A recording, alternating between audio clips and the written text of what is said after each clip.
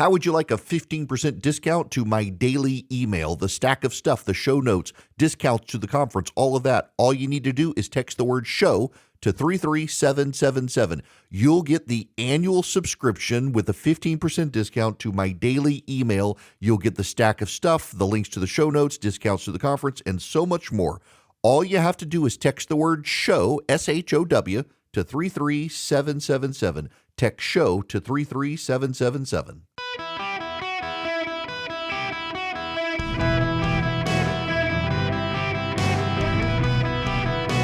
Welcome to the Eric Erickson Show podcast, Hour 2.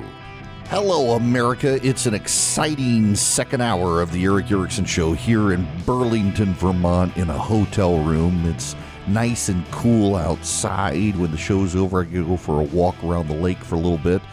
It's a beautiful part of the country up here. But very, very, very not exactly filled with like Christian conservative evangelicals from the South like me. Nonetheless, welcome to the show. I got to get into the shutdown, and as I was teasing you at the end of the last hour, Axios is reporting today that Jeanne Shaheen in New Hampshire is one of the people leading the negotiations for the Democrats about reopening the government and getting a health care deal. Now, I raised that very importantly because if you were a listener to this program, you knew that on Tuesday. I wrote about it in my Substack, my morning note. You can text Eric, E-R-I-C-K, to 33777. I wrote about it Tuesday morning, 6:30 a.m., pushed it out the door, that Jeanne Shaheen was one of the people to keep your eye on because she's not running for re-election. She sided with the Republicans on the Riley Gaines Act, and I was being told that she was involved. And a Wednesday evening, so more than 24 hours after I told you Jeanne Shaheen was involved, on Wednesday evening, Axios began to report the same thing. And today, it turns out there is a coalition of Republican and Democratic senators who are working on health care in exchange for a clean shutdown or a clean continuing resolution vote now, because they don't want to set a precedent of modification of the clean continuing resolution. They'll reopen the government. Jeanne Shaheen is involved. And you all know that because you listened to me and you knew she was involved. And on Wednesday night, all of a sudden, Washington, D.C. was sitting, and I'm patting myself on the back here because I live in Macon, Georgia, and I reported it to you Tuesday morning, and the reporters who live in Washington, D.C. didn't know about it until Wednesday evening because I have better sources. Now, the shutdown fight continues, and I just find it very interesting that CNN has decided to platform Marjorie Taylor Greene. They wouldn't give her the time of day, except now she's attacking the Republican leadership in Washington, D.C. You know what? I don't think the shutdown is popular for either side. And so I see the shutdown completely different from maybe my party leadership. And I'm not putting the blame on the president. I'm actually putting the blame on the speaker and Leader Thune in the Senate. This should not be happening. And I don't think, look, as a member of Congress, we already have a low enough job approval rating. This shutdown is just going to drive everybody's approval rating that much lower. Yeah, but she voted for the clean continuing resolution. She didn't raise the health care concern. And now she's saying she's siding with the Democrats on the health care concern. Here's a little more.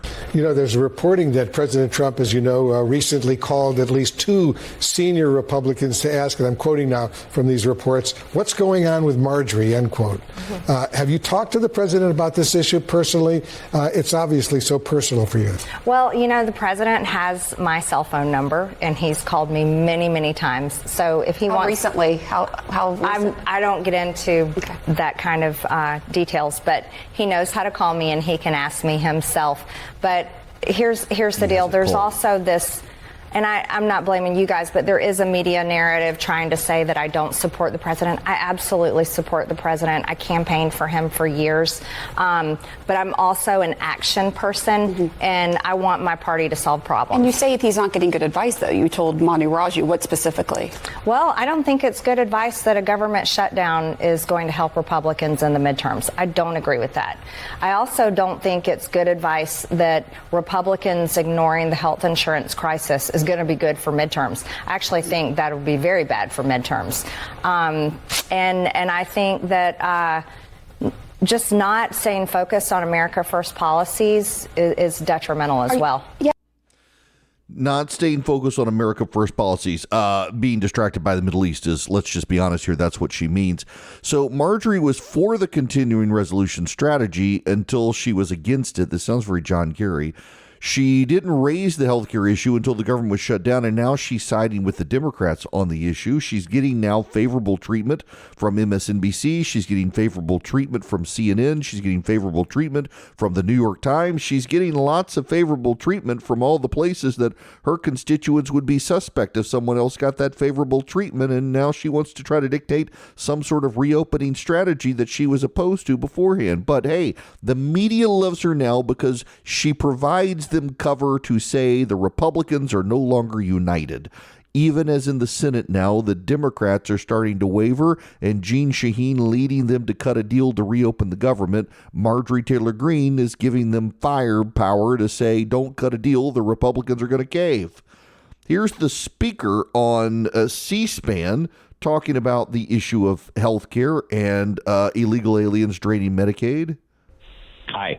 I just want to start by saying, hearing you say that everyone is smiling in the cities where troops, our National Guard, has been rolled into, feels dystopian and insane to hear you say that, watching the response to this. But that's not actually my question. My question, I just needed to say that while hearing you talk about this. My question is, if Republicans and Democrats can agree to a one-year extension to the ACA subsidies, removing this sort of talking point of illegal immigrants draining our resources as you sit here and lie about this, would you support that bill and bring it to a vote on the House floor? This is a big question that I have for you. Thank you. Yeah, well, not lying. I'm telling you the truth, and you can go look at all the documents yourself. Don't look at Republican paperwork. Look at the Congressional Budget Office, who said that we had at least 1.4 million illegal aliens draining the resources from Medicaid, which is why we put their forms into law and got it signed July 4th. Chuck Schumer and Hakeem Jeffries' counterproposal for the CR would reverse all that. Look at page 57, section 2141 of the bill that they filed. I made it easy for you. Go to speaker.gov, my website. It's right there on the homepage. See for yourself. Don't take my word for it. Look what they wanted to do.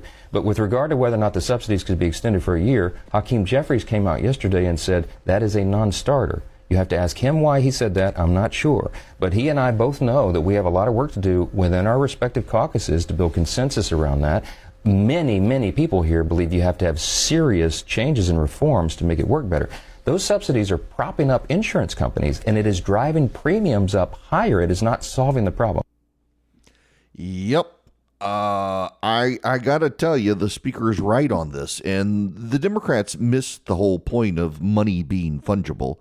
And the path forward here being that as the Democrats spend your money at the state level, what they do is they use state level funds in Medicaid to cover illegal alien health care, not just in ER, by the way. And then they use the federal government to offset their state funding for citizens. So the feds are paying the citizens and the states are paying the illegals, and the states couldn't pay the illegals but for the feds paying the citizens.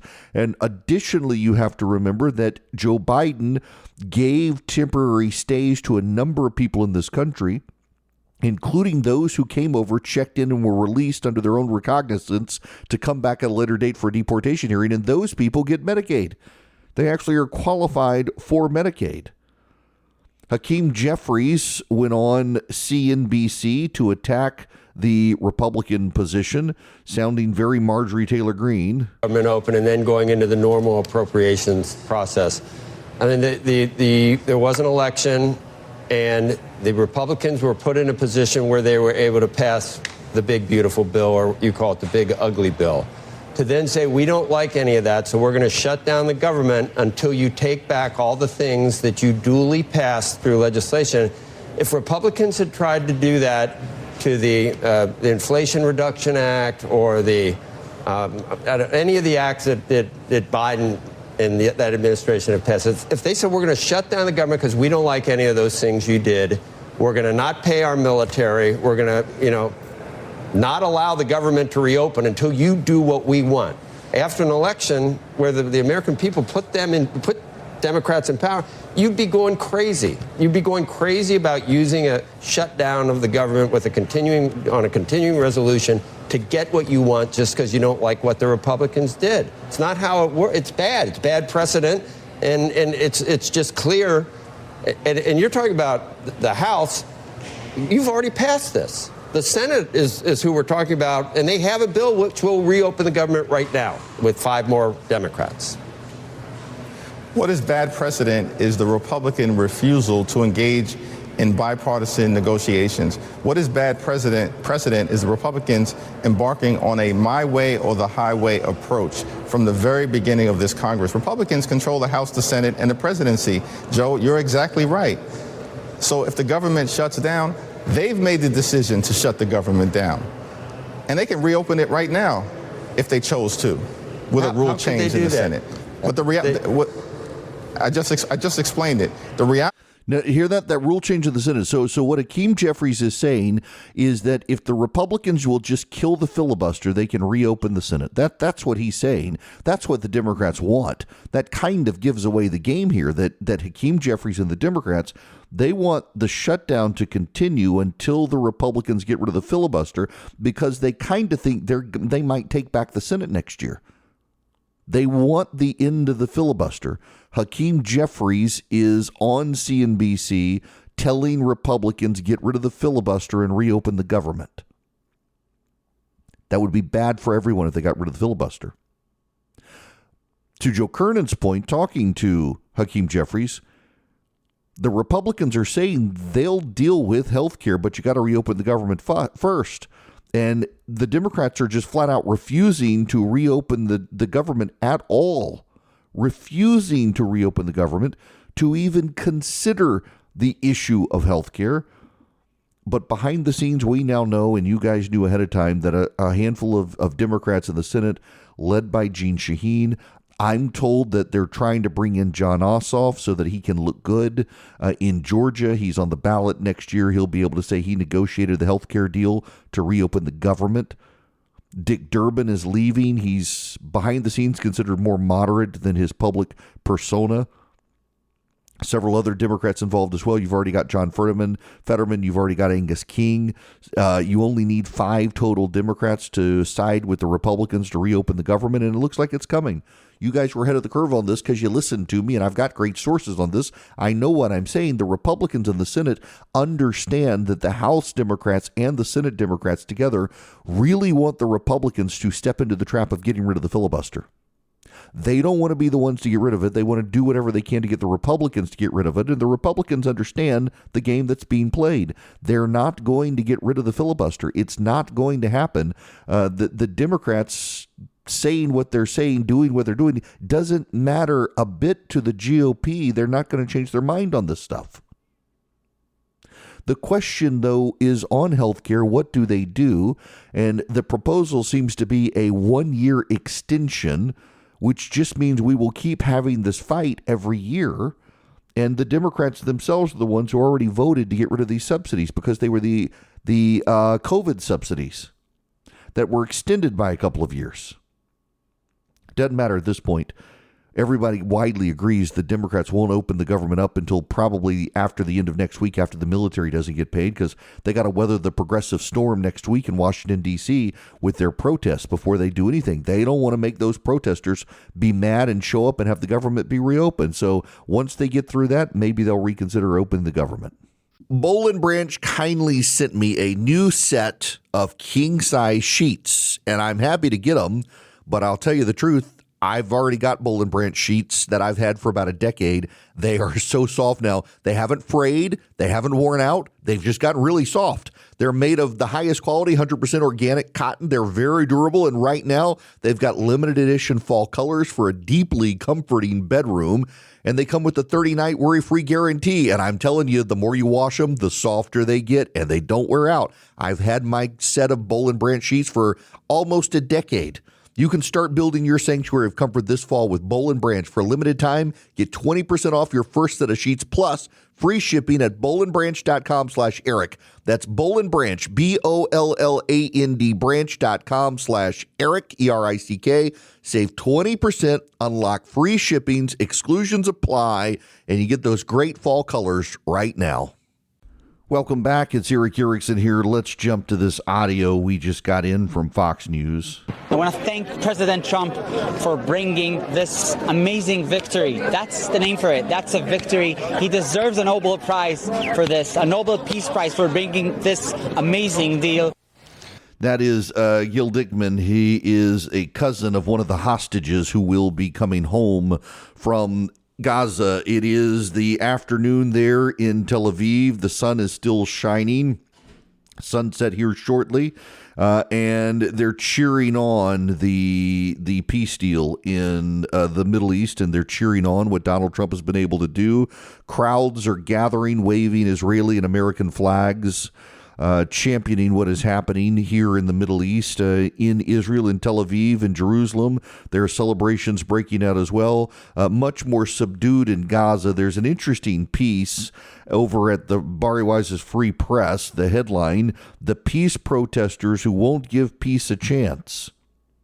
After nearly 2 years of relentless campaigning by activists, journalists, academics, and a host of pro-Palestine personalities to stop the war in Gaza that Hamas started on October 7, 2023, a credible plan to do just that has finally taken hold. You might think the proposal would be met with relief, if not enthusiasm. Strangely, however, activists and organizations formerly insistent on immediate ceasefires suddenly appear quite opposed to ending the war.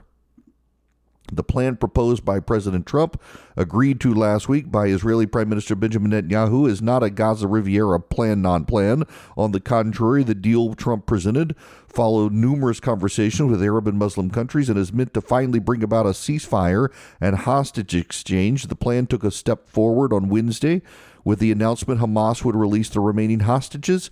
The lack of support from self-styled peace activists in the West is unsurprising. A lack of clarity, consistency, or level-headed thinking has been a staple of Western-based activism that purports to care about the Palestinian people in Gaza.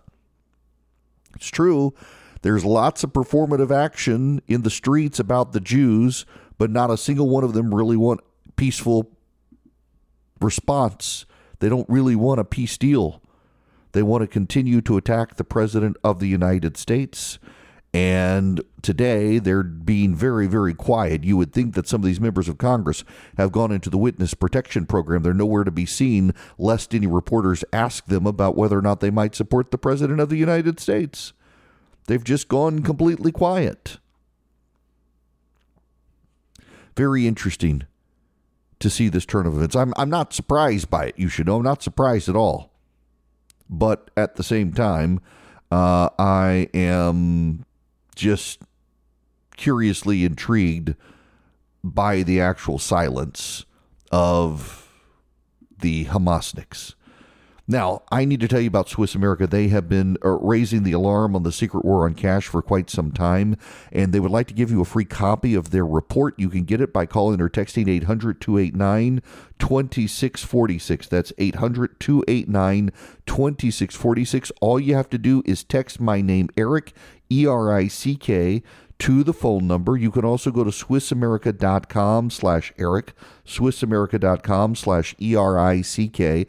Let Swiss America educate you on the secret war on cash. They want to help you protect your finances. They want to help you protect your retirement, your hard-earned assets. The government's secret war on cash comes for crypto as well. Their report takes less than 15 minutes to read. They're rated A+ by the Better Business Bureau. They've been a trusted leader in precious metals in this country for 40 years. Let Swiss America help you get their free report. Just mention Eric, ERICK, when you call or text 800-289-2646. That's 800-289-2646. Message and data rates may apply. In business, they say you can have better, cheaper, or faster, but you can only pick two. What if you could have all three at the same time? That's exactly what Cohere, Thomson Reuters, and Specialized Bikes have since they've upgraded to the next generation of the cloud. Oracle Cloud Infrastructure, OCI is the blazing fast platform for your infrastructure, database, application development, and AI needs, where you can run any workload in a high availability, consistently high performance environment and spend less than you would with other clouds. How's it faster? OCI's block storage gives you more operations per second. Cheaper? OCI costs up to 50% less for compute, 70% less for storage, and 80% less for networking. Better? In test after test, OCI customers report lower latency and higher bandwidth versus other clouds. This is the cloud built for AI and for all your biggest workloads. Right now, with zero commitment, try OCI for free. Head to oracle.com/Erickson, ERICKSON. That's oracle.com/Erickson. Welcome back. It's the Eric Erickson Show. Don't forget to text the word data to 33777. You can get a discount on the show notes, so you get the actual full show notes, everything we send out. Text data, DATA, to 33777. Over to the White House. The president has just concluded some remarks there, speaking with his cabinet about the government shutdown. We have an economy that's blowing it away, and we have the Democrats that are trying to obstruct. They don't want to have a good economy. I don't think they want to have a good country. That's why they try and stop our law enforcement from doing what we did in Washington, D.C. Washington, D.C., we have a great, safe, beautiful capital right now. Beautiful. It's so safe. You can walk down the street. Numerous people standing before me were mugged.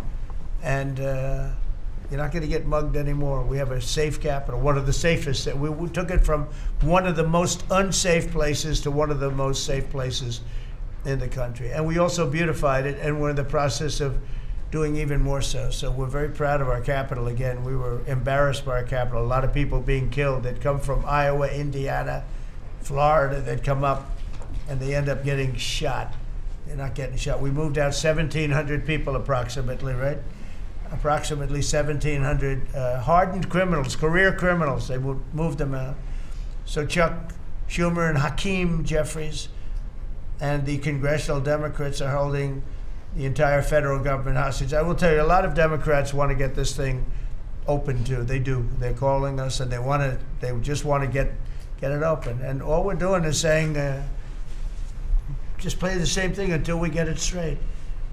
And they don't know how to go about it. I mean, and the problem is we really don't know who the hell is leading the Democrats. You have this AOC, I don't know her at all, but I watched her the other day. She said, well, if they want, they could come to my office. That's not leadership, you know. The only one that challenged her actually was Nancy Pelosi, and Nancy's not looking too good. I don't know what happened to Nancy, but she's not looking great. But she was the only one, I give her credit, she was the only one that challenged her. But AOC said that they can come to her office and negotiate, the Republicans. And we're saying, oh, I didn't know she was in leadership. But she's taking Hakeem Jeffries' place, and Schumer's afraid that she's going to run against him. And right now, I don't know, it can change, life is crazy, right? But right now he can't beat, I don't think he can beat anybody.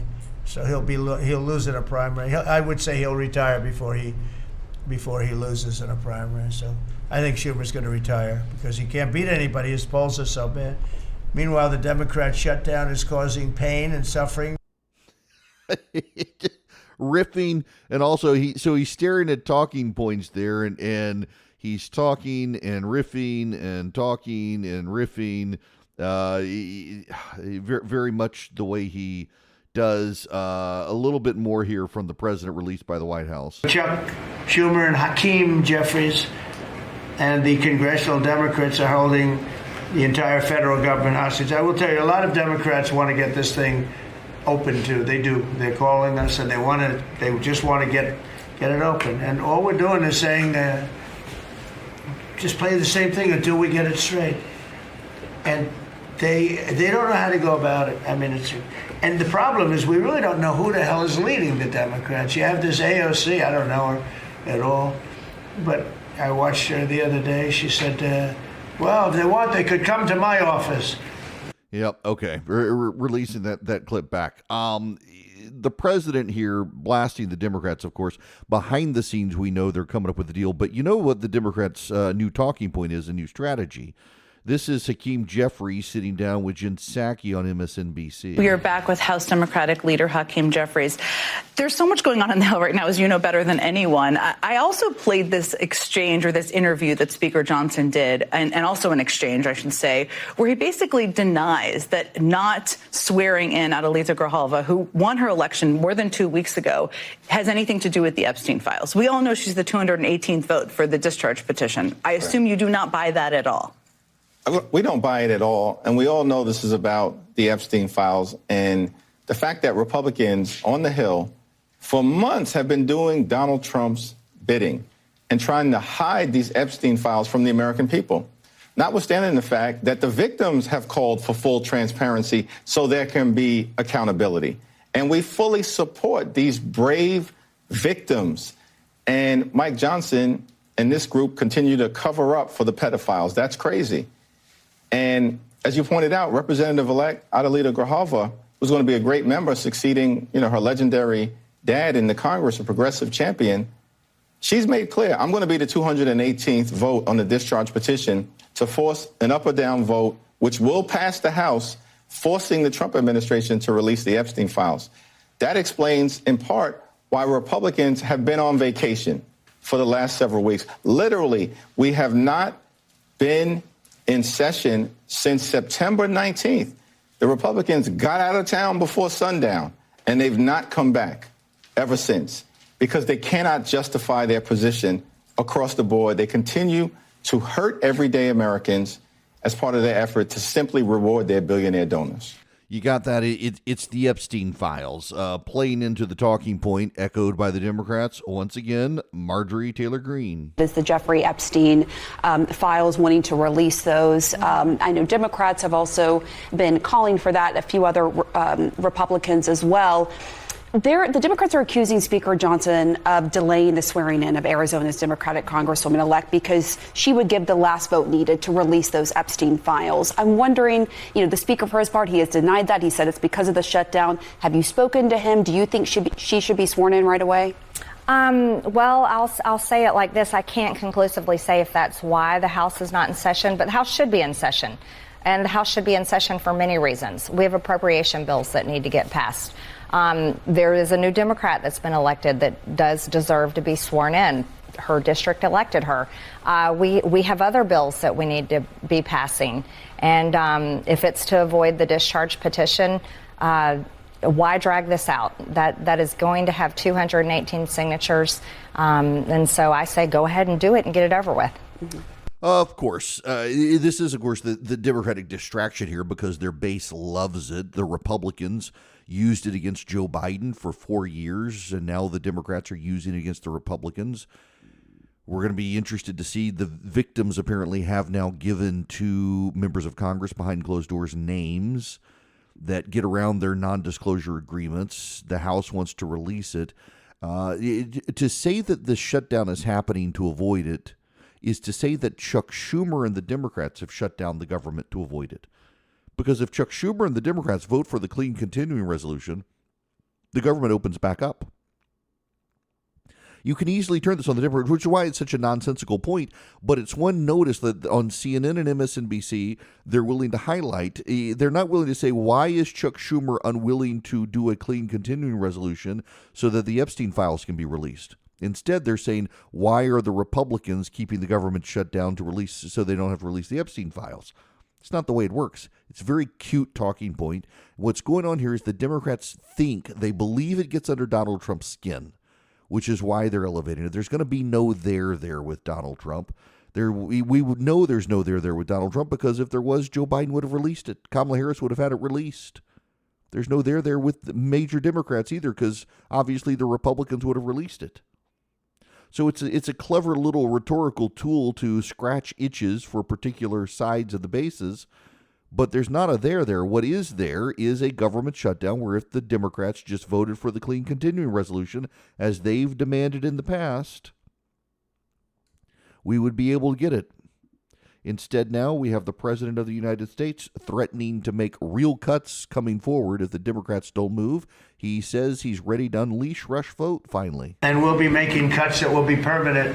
And we're only going to cut Democrat programs. I hate to tell you. I guess that makes sense. But we're only cutting Democrat programs. But we're going to start that. And we have Russell, we can talk to you about it if he wants to, but we'll be cutting some very popular Democrat programs that aren't popular with Republicans, frankly, because that's the way it works. They wanted to do this, so we'll give them a little taste of their own medicine. Little taste of their own medicine. We got Russell here ready to speak, and Russ is prepared to do it. What the Republican strategy in the White House is they will target programs that fund Democrat priorities. They will cut DEI offices. They will cut, you name it. They're going to cut foreign aid programs that the Democrats like. They're going to do everything they can to make it painful for the Democrats. They've given them until now. Russ Vought has gone to Capitol Hill. He has briefed the Republicans. And by the way, I got to say something here. I got to say this. This is very, very important. I want to read you this story from the Wall Street Journal. This is the headline: Republicans caution White House on inflicting shutdown pain. Senate Majority Leader John Thune and other senior GOP lawmakers have quietly advised the White House not to move forward with mass layoffs and sharp cuts to government assistance programs as the shutdown enters its second week, according to people familiar with the matter.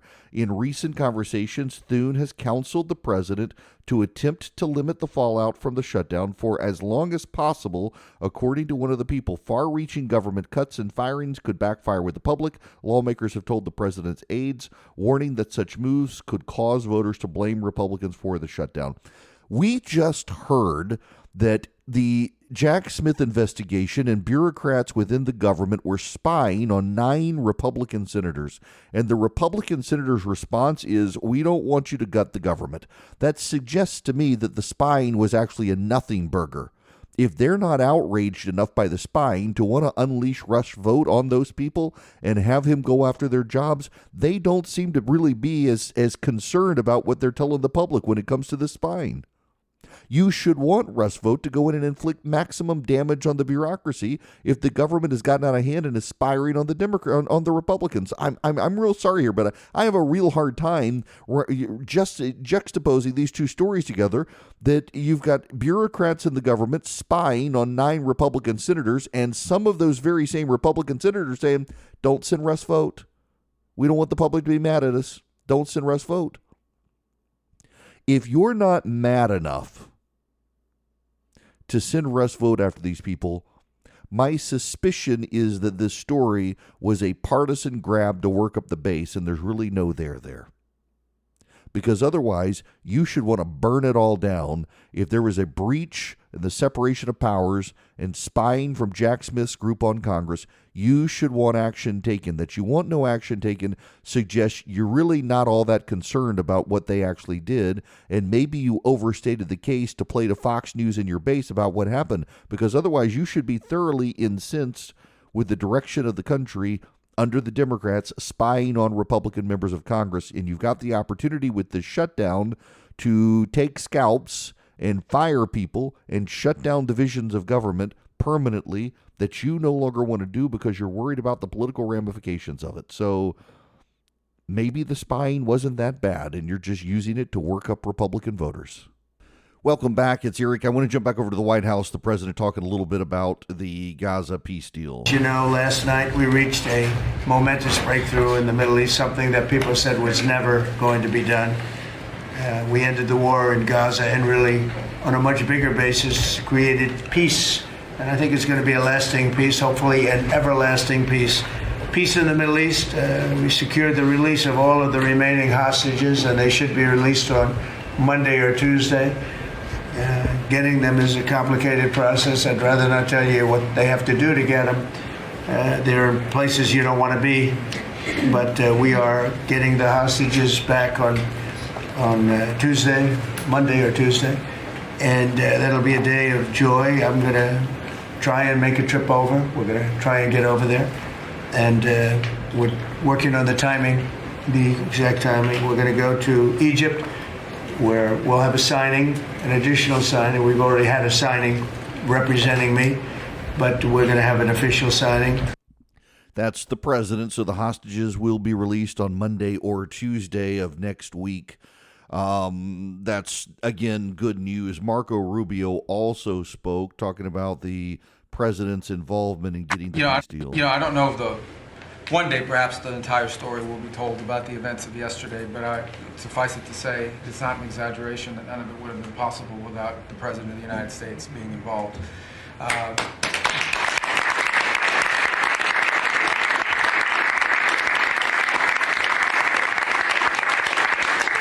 It really began with your trip to the Middle East, where these relationships were forged with partners in the region, personal relationships, close relationships that created the foundation where all of this was possible. Where I think this really took a turn. Remember, a month ago, no one thought this was possible. I don't know if That's Marco Rubio speaking, sitting next to the president. He's president flanked on one side by Pete Hegseth, Marco Rubio on the other side in this cabinet meeting, giving the president his due for making this possible. Rubio himself saying a month ago he didn't think it was possible, that they can't tell everything that has been done so far, that maybe one day it will be possible. It's a big day at the White House. The president's got a lot to be encouraged by. And it is really notable to me that the Democrats are doing everything they possibly can to avoid giving him any credit at all for the situation. Ben Rhodes, in fact, was on MSNBC. You know that his nickname was Hamas within the Obama administration. So, Ben, you know how fragile Middle East agreements can be. You know it firsthand. You heard the complications and the list that Sam just laid out. How optimistic should we be that we are actually on a path to end this war? Well, I mean, I'm optimistic about phase one. I'm not particularly optimistic about getting beyond that. I hope we do. And look, if you just accomplish phase one and you return the hostages to their families and you get life-saving aid into Palestinians, that's significant, obviously. That's tremendous progress that will mean a lot to people. But let's be clear, all the issues are being kind of punted forward, whether Hamas remains a military force, the governance of Gaza, the presence of the IDF and Israel inside of the Gaza Strip. And we know that Israel and the Palestinians have vastly different views of what happens in phase two. And, of course, Ben Rhodes will be on the side of the Palestinians and Hamas, but at the same time, he's not necessarily wrong there. He's just not giving any credit to the President of the United States, which abhors the idea of giving Trump any sort of credit on this stuff, despite the President having earned his due on this. Interesting times over at MSNBC. The most balanced show there, Morning Joe, giving the president lots of credit. Every other outlet at MSNBC going out of their way to avoid mentioning Donald Trump on this deal. Of course they are. Now, I want to mention to you Vision Computers, because if you go to visioncomputers.com or call them at 404-COMPUTE, they can build you a new computer. Now, listen, it is October 9th. On October 14th, Windows 10 stops updating. You're not going to get security patches for Windows 10 after October 14th. You've got, 5 days left. And it doesn't matter if you're in Hawaii right now or in Maine or here in Vermont and you're listening to me on the live stream. If you call them at 404-COMPUTE, Vision Computers can take care of you. If you go to visioncomputers.com, you can find out more. If you mention Eric sent you can even save some more money. Windows 10 stops having security patches October 14th. You got to be a Windows 11 compliant. Vision Computers can get you up to speed, get you up to date. They can build you a new machine or just upgrade your existing machine to get you in compliance for security patches and the like. Reach out to them, ask them any questions you have, tell them Eric sent you. Call them at 404-COMPUTE, 404-COMPUTE, or go to visioncomputers.com today. 404-COMPUTE. Or visioncomputers.com. They're headquartered in Atlanta, Georgia, but it doesn't matter. If you're on my affiliate up in Anchorage, Alaska, or down in Palm Beach, they can take care of you. Anybody can use Vision Computers.